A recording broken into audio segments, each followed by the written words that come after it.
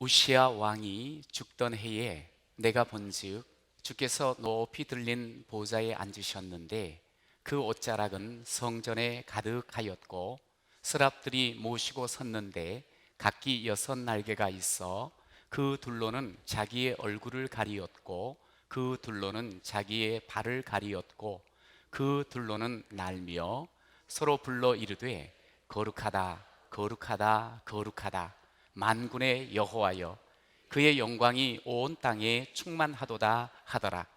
이같이 화답하는 자의 소리로 말미암아 문지방의 터가 요동하며 성전에 연기가 충만한지라. 그때에 내가 말하되 화로다 나여 망하게 되었도다.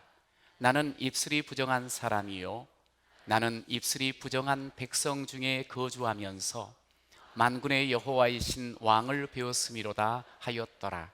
그때에 그 스랍 중에 하나가 부젓가락으로 제단에서 집은 바 빈 수출을 손에 가지고 내게로 날아와서 그것을 내 입술에 대며 이르되 보라 이것이 내 입에 닿았으니 내 악이 제하여졌고 내 죄가 사하여졌느니라 하더라. 내가 또 주의 목소리를 들으니 주께서 이르시되 내가 누구를 보내며 누가 우리를 위하여 갈꼬 하시니 그때에 내가 이르되 내가 여기 있나이다 나를 보내소서 하였더니 아멘. 우리 8절 이 후반부 그때에부터 다시 한번 읽도록 하겠습니다. 시작. 그때에 내가 이르되 내가 여기 있나이다 나를 보내소서 아멘. 할렐루야. 오늘은 참 선선하지 않습니까? 아침에 좀 이렇게 일찍 나와 보면 선선함을 넘어서 이제 좀 쌀쌀한 기가 느껴지는, 이제 여름은 갔습니다. 그토록 사랑스러웠던 여름은 갔어요. 네. 이제 또 이렇게 더 사랑스러운 가을이 왔습니다. 여러분 아침마다 어떻게 여십니까? 제가 지난 화요일 날 특별히 이제 늘 아침마다 일어나서 말씀을 묵상하는데 하나님께서 특별한 확신과 또 은혜를 주셨어요. 화요일 날이 22일이었거든요. 그날은 이제 말씀을 펴기 전에 이미 마음속에 이전부터 계속 기도해 왔던 우리 복지관 이제 선정하는 날이었어요. 수탁 선정 기관이 선정되는 날이었는데, 그래서 항상 우리 성도들과 같이 기도했기 때문에 우리 하나님께서 선한 결과 주실 줄로 믿고 계속 기도해 오다가 이제 그날 당일날 조금 더 간절하게 기도하고자 하는 마음을 가지면서 이렇게 책을 딱 폈어요. 보는데요, 오늘 이 본문을 하나님이 주신 거예요. 읽게 해주셨어요. 근데 그 말씀을 이렇게 읽는 가운데 마음속에 하나님이 그런 확신을 주셨어요. 내가 보낼게. 한번 잘해봐라. 하나님, 우리를 사용해 주세요. 우리 주평한 교회, 복음과 사랑으로 섬기는 그런 교회로 하나님 써주세요. 그렇게 이제 기도를 했는데, 그렇게 한번 너 한번 해봐라 하는 그런 마음이 느껴지더라고요. 아마 여러분들도 그런 기도 제목을 가지고 같이 기도했다면 그런 그 마음에 하나님의 음성을 들으셨으리라 생각을 합니다. 그러다 보니까 그날 하루가 너무너무 또 신나게 시작되는 거예요. 그냥 그야말로 굿모닝이었어요. 옆에 분한테 굿모닝 한번 해보세요. 시작. 굿모닝. 사랑합니다. 축복합니다. 시작. 사랑합니다. 축복합니다. 네. 그래서 나가가지고 그때가 선교대회 참석 기간이었는데 가서 그냥 목사님들을 뵈면서 굿모닝 막 하면서 이렇게 했어요. 근데 이제 시간이 이렇게 지나가면서 이제 오후 시간 프레젠테이션을 하고 조금 있으면 이제 발표가 되는 시간이 다가오는데 사람인지라 계속 긴장이 되고 걱정이 되는 거예요. 이게 제대로 돼야 되는데. 그런데 그 걱정과 긴장이 있지만 이미 하나님 앞에 받은 말씀이 있다 보니까 조금 더 여유가 있더라고요. 할렐루야. 이게 말씀의 사람은 분명히 어렵고 힘든 환경이 있어요. 좀 이게 이럴까 저럴까 고민이 되지만 마음의 여유가 생기더라고. 그러더니 한 5시가 훌쩍 넘어가지고 공고가 딱 된 거예요. 해피 누린 노인 복지관 수탁 기관으로 선한 이웃 복지법인이 선정되다. 이 선한 이웃 복지법인은 곧 우리가 함께 했던 복지법인입니다. 할렐루야. 할렐루야. 우리 박수랑. 야, 이게 하나님께서 이 지역에서 복음으로 사랑으로 섬길 기회를 또 주신 거야. 감사합니다. 우리 하나님 너무너무 감사합니다. 이렇게 섬길 수 있는 길을 주시고 환경을 주시고 힘을 주시는 우리 하나님 감사합니다. 여러분, 결국 섬긴다는 건 힘든 일이지만 이 섬길 수 있는 그 길이 열리고 사명을 딱 받으니까 더 힘이 나더라니까요. 그날 막 좋았어요. 저녁에 잠도 잘 안 오려고 막 그럴 뻔했어요. 너무 좋아갖고. 여러분, 하나님 앞에 일을 받으면 사명을 받잖아요. 그러면 힘이 나요. 신이 나요. 그리고 막 긴장이 되지만 그래도 아름다운 삶을 노래하게 되는 줄로 믿습니다. 하나님 앞에 일을 받으면 아름다워요. 내 인생이. 이게 사명의 삶은 아름다운 거거든요. 오늘 본문도 보니까 말씀 가운데 그거잖아요. 나를 보내주세요. 하나님, 나를 한번 보내주세요. 제가 여기 있습니다 하면서 하나님의 마음과 하나님의 뜻을 받아가지고 나가겠다고 하는 이 사람, 비록 여러 가지 어려운 문제가 있지만 얼마나 힘나는 모습으로 우리 앞에 서 있는지 모릅니다. 저는 여러분들이 하나님의 뜻을, 일을 받아 하나님 앞에 더 힘있게 살아가는 그런 귀한 여러분 되시길 간절히 축원합니다. 그래서 어떠한 삶의 자리에도 하나님이 보내심을 확신하면서 나를 보내소서, 할렐루야, 그러면서 나아가는 여러분 되시길 간절히 축원합니다. 여러분, 오늘 나를 보내소서, 설교 제목이 나를 보내소서예요. 따라하세요. 나를 보내소서. 멋지지 않습니까? 하나님, 나를 보내주세요. 어디를 보낼까요? 여러분 따라하세요. 선교 현장으로. 아유, 목사님, 아직 선교사가 될 마음이 아직 준비가 안 됐는데 이게 뭡니까? 여러분, 선교 현장은 꼭 외국어만 아니에요. 복음을 알지 못하는 죽어가는 사람, 어둠에 갇혀있는 사람, 죽음 가운데 놓여있는 사람, 그 사람 옆에 가는 것이 바로 선교 현장이에요. 오늘 본문에 보니까 1절이 우시야 왕이 죽던 해, 이때가 어떤 때인가, 어떤 시대적인 상황인가 하는 거예요. 여러분, 우시야 왕이라는 사람은 16살의 왕이 되어서 52년 동안 나라를 통치했던 사람이에요. 아주 긴 시간 동안 통치를 했지요. 그의 통치 기간, 이스라엘은 나름대로 좋은 외교와 또 경제와 여러 가지 사회적인 안정이 있었어요. 근데 그가 죽은 거예요. 나름대로 나라를 이끌어왔던, 그리고 안정으로 이끌어갔던 이 지도자가 죽은 거예요. 왕이 죽었어요. 나라가 위기 가운데 있는 거예요. 그가 죽으니까 곧바로 아수르가 계속적으로 나름대로 이렇게 우시야가 잘 정책을 펴는데 아수르가 곧 침략하라는 위협을 주고 있는 거예요, 밖에서.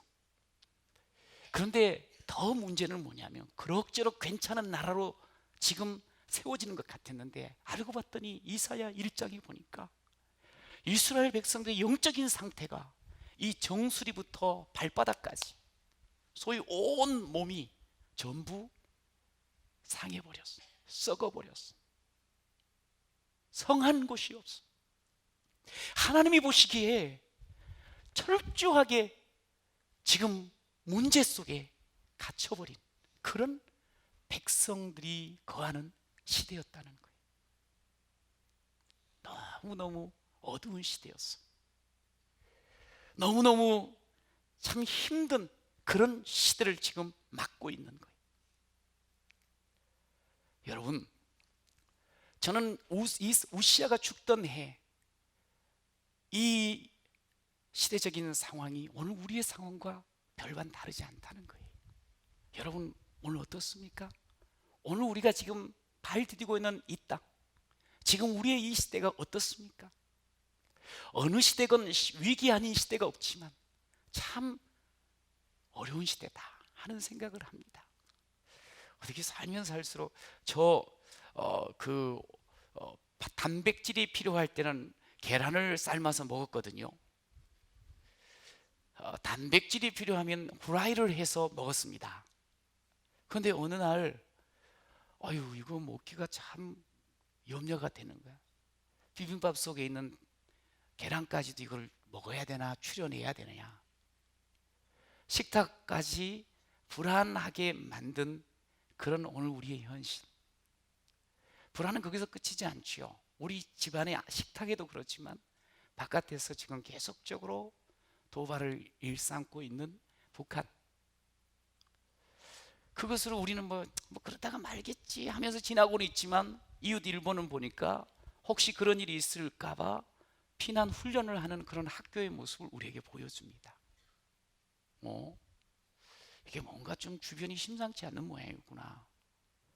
더 느끼게 되는 시대가 되었어요. 그렇습니다. 상당히 불안한 시기에 지금 우리가 살고 있습니다. 여러분, 경제적으로도 조금 더 지표가 나아질 것 같이 이야기를 하지만 피부적으로 느끼기에는 아직 힘들고 어렵습니다. 여러 가지 어려운 그런 현실, 이런 현실에 우리가 발을 디디고 지금 살고 있습니다. 오늘은 그렇지만 내일은 좀 낫겠지, 그렇지도 않아요. 우리가 내일에 대한, 미래에 대한 이야기를 들을 때 결코 낙관적이지 않습니다. 여러분, 우리가 이런 시대를 바라보면서 그 속에 살면서 한숨 짓고 이거 안 되는 거 아닌가, 절망 속에 있을 수 있습니다. 그러나 오늘 우시아가 죽던 해, 그 절망과 위기의 시기에, 어두운 시기에 이사야는 바로 그때에 절망하고 한숨 쉬는 그런 모습으로 있었던 게 아니고 하나님 앞에 섰습니다. 하나님 앞에 섰습니다. 여러분, 어렵고 힘든 시기일수록 여러분 하나님 앞에 서는 우리 모두가 되시기를 축원합니다. 하나님 앞에 나와 우리의 삶과 시대를 맡기는 귀한 성도가 되시기를 간절히 축원합니다. 여러분, 오늘 이 자리에 왔습니다. 하나님 앞에 왔습니다. 오늘 이사야가 만난 그 하나님 앞에 이 절망스러운 시대 속에서 정말 마음 아파 찢어지는 그 아픔을 가지고 나왔는데 우리 하나님께서 이사야에게 영광스러운 모습으로 보여주는 거예요. 거룩하다, 거룩하다, 거룩하다. 상투스, 상투스, 상투스. 하나님의 거룩함으로 함께 하시고 그의 모든 현실의 답답함과 아픔을 이 거룩함 영광으로 확 덮어주시는데요, 단순간에 그 현실의 위기와 어려움이 씻어지는 거예요. 여러분, 예수 앞에, 하나님 앞에 서 있는 사람의 힘이 어디서 생기는 줄 아세요? 정말 신령과 진정으로 하나님 앞에 설 때에 우리 하나님의 영광이 임하게 되어지면 오늘 나의 삶에 답답하고 한숨 짓는 그 모든 것들이 씻어지고 이겨나게 되는 능력을 받게 되는 줄로 믿습니다. 여러분, 우리가 그런 예배에 하나님 앞에 서는 자가 되어야 돼요. 그런데요, 그런 놀라운 은혜를, 하나님의 영광을 보면서 자신을 발견하는데 하나님께서 그 귀한 하나님 앞에 서 있는 이사야에게 불러주시는 거예요. 누가 우리를 위해서 가지? 누가 이 시대에 나를 위해서 살지, 가지? 하나님이 딱 부르시는 거예요. 우리가 하나님 앞에 서면 항상 하나님 우리를 말씀으로, 하나님의 뜻으로, 하나님의 마음으로 우리를 부르셔요. 저는 여러분들이 하나님 앞에 설 때마다 하나님의 부르심을 받는 귀한 자 되시길 간절히 축원합니다. 혼미한 이 시대, 추한 이 시대, 더러운 이 시대 가운데 하나님의 영광을 바라보고 그러면서 하나님의 부르심을 경험하는 그런 우리 모든 성도가 되시기를 간절히 축원합니다. 여러분, 부르심을 받은 사람은 이제 현장으로 가게 돼 있어요. 하나님의 마음을 아는 사람, 하나님의 마음으로 이제 삶의 자리로 가잖아요. 바로 그것이 선교 현장입니다. 여러분, 이 선교 현장으로 나가는 우리는 곧 선교사의 마음으로 나가야 돼. 목사님, 난 선교사 아닌데, 선교사 무서운데, 그거 너무너무 힘든 거 아니에요? 그 마음으로 어떻게 살까요? 못 살겠어요. 저는 그냥 나대로 살게요. 나대로 살게요. 근데 사실은 우리의 삶의 현장에 우리가 선교사의 마음으로 가야 돼요. 이 땅을 참 사랑했던 선교사 한 분, 캔드릭 루비라는 분이 있어요. 루비 캔드릭이라는 분이, 이분이 이런 말을 했어요. 내게 줄 수 있는 1000개의 생명이 있다면 나는 그것을 모두 조선을 위해 바치겠다. 자기한테 만약에 줄 수 있는, 누군가에게 줄 수 있는, 또 일할 수 있는 1000개의 생명, 그 다 주를 위해서, 조선을 위해서 바치겠다. 우리가 1000개가 있으면 하나는 주를 주셨지만 나머지 900개는 나를 위해서 쓰겠는데, 그럴 수 있는데 1000개, 이게 선교사의 마음이에요. 여러분, 성경에 보면 큰 두 줄기를 우리에게 보여줘요. 주제가 이거예요. 하나님이 왕이신 거예요. 하나님이 창조주의 왕이신 거예요. 여러분 믿습니까? 그러면서 동시에 나는 누구냐? 예수를 만나 왕 되신 하나님을 만난 사람이에요. 그리고 나아가서 그 왕 되신 하나님을 보여주고 전하는 사람이 바로 나라는 것을 성경은 계속적으로 알려줘요. 우리가 왕을 만났어요. 왕을 보여주는, 왕 되신 하나님을 선포하는 그런 현장의 사람이 돼야 되는 거예요. 바로 그 왕을 선포하는 사람이 바로 선교사 마음을 가지고 사는 사람입니다. 선교사님들과 이렇게 대화를 하다 보면 고민이 있어요. 어렵고 힘든 그 환경 속에 가서 정말 주를 위해서 그들에게 주고 또 주고 그러면서 사역을 한 거예요. 처음에는 빵을 받고 나름대로 물건을 받고 이 호의를 받고 나서는 뭔가 이렇게 변화되는 것 같은 모습이 보였어요. 그런데 어느덧 또 이렇게 신앙인으로 성장하는 모습 보여준 것 같아요. 그런데 한순간에 또 돌아서 버리는 거예요. 한순간에 나름대로 정말 주고 또 주고 또 죽었던 그 귀한 것이 숲으로 돌아가는 것 같은 그런 어려움을 겪게 되더라는 거예요. 그들을 잘 몰랐다는 거지. 그들의 문화는 이렇게 뭘 주면 거절하지 못하고 이렇게 웃고 이렇게 하다가도 또 자기가 싫으면 그냥 언제든지, 의리도 없고 말이지, 그런 문화가 있더라는 걸 뒤늦게 알았다는 거지. 여러분, 선교사들은 조급하면 안 돼요. 여러분, 우리가 선교사의 마음으로 현장에 가 있어요. 가정에서, 회사에서, 그리고 학교에서 생활을 해요.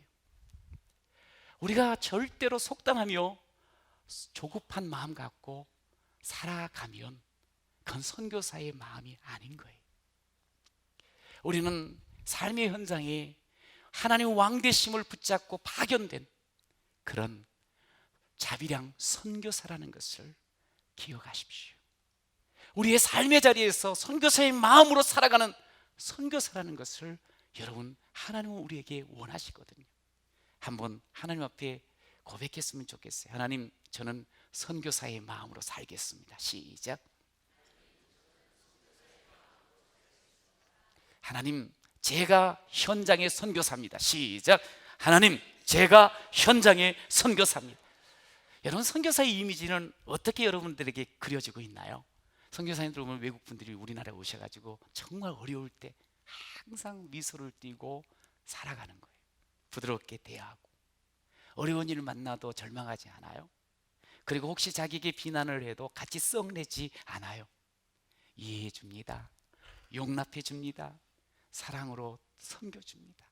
작은 일 하나하나에 정말 충성된 모습으로 살아가고 있습니다. 누군가가 그를 지켜보다가 묻습니다. 선교사님, 어떻게 그렇게 사실 수 있어요?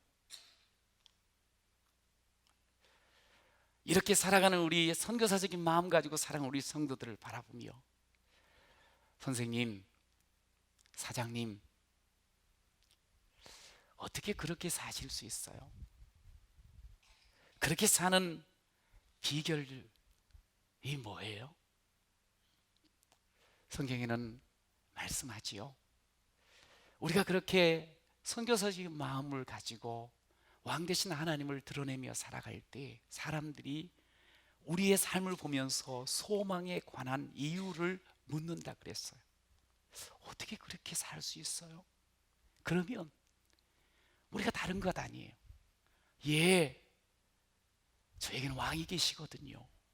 그러면서 내게 소망으로 함께 하신, 내 삶을 이렇게 살게 하신 하나님을 보여주고 하나님을 전해주고 하나님을 선포하는 자가 바로 우리가 되어야 할 줄로 믿습니다. 우리의 현장은 선교 현장입니다. 왜? 우리가 간 그 현장에서 만나는 사람은 복음이 필요한 사람이거든요.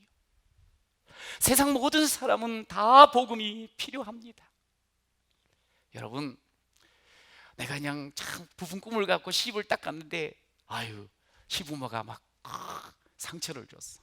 근데 그 시부모도 복음이 필요해. 형제들과 늘 막 치열하게 어떨 때 치고받습니다. 그러나 형제들도 복음이 필요해. 우리의 장모도 장인도 복음이 필요해요. 나랑 늘 경쟁하듯 그렇게 삶을 살아가는 그 동료도 복음이 필요해요. 나를 늘 힘들게 하는 것 같은 그 상사에게도 복음은 필요합니다. 여러분, 늘 그냥 맨정신이 아닌 것 같이 술에 취해 사는 그 이웃집 누구 아빠도 복음이 필요합니다. 좋은 것들로 온갖 치장하면서 이렇게 아무것도 어려움이 없을 것 같은 그 옆집 누구 엄마도 복음이 필요합니다. 세상에 복음 필요하지 않는 사람은 아무도 없어요. 바로 그에게 우리가 다가가는 거예요. 아니, 그 애를 향하여서 하나님이 우리를 보내주신 거예요. 꿈 많고 뭔가 이룰 것 같은 그러나 방황하는 청소년들에게도 복음은 필요합니다. 한없이 어여쁜 우리 어린아이들에게도 복음은 필요합니다. 여러분, 그래서 우리가 이 복음을 선포하는 자로 하나님께서 선교 현장으로 보내주시는 줄로 믿습니다. 그래서 한 분은 이렇게 살더라고요. 그래, 모든 사람이 복음이 필요하니까 그분은 삶의 현장이 곧 나의 선교지요, 전도의 현장입니다, 이렇게 고백을 하면서 이렇게 원칙을 갖고 살더라고. 무조건, 무시로, 무차별, 차별하지 않고 사람들, 무수히, 무엇보다 먼저, 그리고 무릎으로 무한을 당해도, 이게 7원칙이래. 자신의 삶의 7원칙. 그러니까 이 무조건 돈을 벌기 위해서가 아니고 이 모든 사람들 앞에 무한 당해도, 그리고 무릎 꿇어서 무릎으로 기도하면서 무엇보다 먼저 무수히, 무차별, 차별 없이, 무시로, 그리고 무조건, 그렇게 복음을 전하는 삶을 산다. 여러분, 참 그런 글을 읽으면서 정말 현장이 어떤 곳인가를 아시는 분이구나 하는 생각이 듭니다. 여러분, 오늘 저와 여러분이 나를 보내소서, 내가 서 있는 바로 그 자리는 선교 현장인 줄로 믿습니다. 모든 사람에게 복음이 필요합니다. 이 시대 특히 우리 옆 이웃들에게 복음이 필요합니다. 두 번째로 따라하세요. 떡과 복음으로. 시작. 나를 보내소서 선교 현장, 그리고 떡과 복음으로. 여러분, 제가 이번에 주초에 기아대책 선교대회, 그러니까 후원 이사들 선교대회가 있었는데 거기 갔더니 한 1000여 명이 모였더라고요. 그렇게 모여서 나름대로 섬기면서 받은 은혜들, 그리고 하나님의 복음이 퍼져나가는 그런 능력들을 나누게 되었어요. 그런데 제가 그 대회를 처음 참석을 하면서 느낀 게 뭐냐면 참 지혜롭다. 복음을 궁극적으로 전하는 데 목적이 있어요. 그런데 정말 힘들고 어렵고 지금 당장 필요한 게 무언가를 본 거지요. 떡이라는 거예요. 그래서 떡을 전하는 거야. 떡을 주는 거야. 그러니 떡을 주다 보니 마음이 열리잖아. 그러면서 그 귀가 열리며 결국 복음을 듣게 되는 그런 놀라운, 그래서 아이들이 변화가 되어지는 그런 사례들을 이야기를 하는데요. 그렇지. 이게 이렇게 해야 되는 거지. 물론 우리는 분명히 복음을 궁극적으로 전하는 사람이에요. 선교 현장에서 바로 그러나 선교 현장에 있는 우리 귀한 사람들, 이웃들, 위로가 필요하고 떡이 필요하고 사랑이 필요한 그 사람들에게 어떻게 해야 될까? 이 지혜롭게 해야 되는 거야. 떡을 주는 거야. 이게 너무너무 중요하더라. 예수님이 이런 말씀하셨죠. 마태복음 4장에 보니 사람이 떡으로만 살 것이 아니라. 이게 무슨 말이에요? 그러니까 떡은 필요 없어요, 우리는 그냥 영적으로만 이 말이 아니에요. 예수님께서 떡으로만 살 것이 아니라는 말을 하는 것은 그 당시에 사람들이 많이 보니까 떡으로만 살려고 그래. 떡이면 다 되는 줄 알아. 떡 중요해. 그러나 떡으로만 살 수 없다. 그러면서 떡의 중요성을 간과하지 않는 말이, 떡이 필요한 거예요. 그래서 떡을 주는 거예요. 그래서 마음을 열게 하고, 그래서 위로가 되어지게 하고, 그래서 복음을 받을 준비를 하게 만드는 것. 저는 오늘 우리들이 이제 이 새생명 축제 기간 속에 여러분 한번 떡과 복음으로 이웃 형제들을 대하는, 다가가는 여러분 되시길 간절히 축원합니다. 떡으로 대하는 건 다른 거 아니에요. 저 사람이 힘들어하면 눈물을 흘려주고 같이 옆에 있어주고, 그 다음에 많이 지금 지쳐 있으면 진짜 초콜릿이라도 하나 이렇게 힘내세요 하고 책상에다 살짝 올려주는 거. 그리고 이번에 또 이렇게 지내다 보니까 사랑의 바자회가 있잖아. 바자회에 딱 모시고 와가지고 떡볶이도 사주는 거. 이게 떡으로 하는 거야. 그 다음에 필요한 것이 혹 뭔가를 살폈다가 비싸진 않지만 작은 선물을 드리는 것. 이게 떡으로 하는 거예요. 떡으로 나가다 보면 마음이 느껴지는 거야. 이 사람이 나를 진짜 생각해 주는구나. 그러면서 마음을 연다는 거지. 여러분, 우리가 그렇게 하나님 앞에 그렇게 좀 지혜롭게, 나를 보내서 그냥 무대바로 가는 게 아니고 하나님 앞에 지혜롭게 떡으로. 그곳에서 참 아주 인상 깊었던 게 뭐냐면 필란트로피는 이 필로스와 안스로포스 해서 인간 사랑, 필로스 사랑, 안스로포스 사람, 그 인류의 박애라는 뜻의 어떤 명칭을 받으면서, 이게 뭐냐면 거액을 기부를 해가지고, 이게 이제 애들을 이렇게 떡으로 돕다 보니까 이러면서 복음이 진행되는 걸 보고 자신의 재산을 기증하는 그런 사람들에게 필란트로피스트라고 이야기를 하더라고요. 그래서 제가 그걸 딱 보면서 거액의 재산은 없지만 나도 복음의 필란트로피스트가 되고 싶더라고. 사람을 정말 사랑하는데 복음으로. 오늘 이사야가 결국 하나님 앞에 누구는 나를 위해서 가지? 결국 나가서 뭐 하는 거 아니? 복음을 전하는 거예요. 근데 이 복음은 뭐냐면 쉽게 전하기가 어려워요. 왜냐면 안 받으면 죽는다, 너 그렇게 살면 죽는다는 말, 이게 꼭 빠지면 안 되거든. 사실 심판을 이야기를 해야 돼. 그러나 복음 되는 것은 다른 게 아니에요. 안 받으면, 예수 안 만나면 죽지만 예수를 만나면 어떠한 자리에 있어도 살아난다. 할렐루야. 그렇게 온 몸이 다 상해 있어도 예수, 다시 복음을 받으면 그루터기에 새싹이 나듯이 소망이 있다, 이 말씀을 결국 전하는 거예요. 여러분, 우리가 해야 될 일이 이거예요. 떡을 함께 나누면서 입을 열어서 예수 복음, 예수 생명을 결국 전하는 겁니다. 놀라운 것은 예수를 받게 되잖아요. 사도행전 3장에도 나왔습니다만 기뻐 뛰며 찬양하는 역사가 반드시 나오게 돼 있어요. 저는 예수를 만나서 얼마나 기뻤는지 예배당을 향해서 뛰어갑니다. 찾아갑니다. 늘 기쁨으로 살았던 그런 모습들이 있었습니다. 여러분, 예수를 만나게 되었으면 사람이 일어나요. 사람이 뛰어, 사람이 찬양을 하게 돼 있어요. 기뻐하게 돼 있어요. 여러분, 오늘 우리가 결국 상교 현장, 우리의 삶의 현장에서 바로 이 일을 해야 됩니다. 사람을 춤추게 하고 사람을 기쁘게 하고 사람에게 노래를 주는 여러분 되시길 간절히 축원합니다. 복음으로 예수 만나면 생명이요, 예수 만나면 영원한 생명이라는 것을 전하는 거예요. 그래서 절망을 일으켜 소망되게 하고, 어둠을 일으켜 어둠을 물리치고 빛이 되게 하고, 죽음에서 생명되게 하고, 한숨에서 노래되게 하고, 결국 주저앉는 자리에서 뛰며 춤추게 하는 이 일이 바로 우리의 일인 줄로 믿습니다. 이 새생명 축제는 다른 게 아니에요. 새생명 축제를 통해서 바로 이런 일들을 우리가 보게 될 거예요.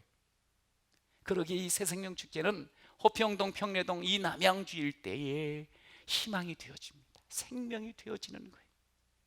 이 귀한 기회를 여러분 우리가 함께 참여하는 거예요.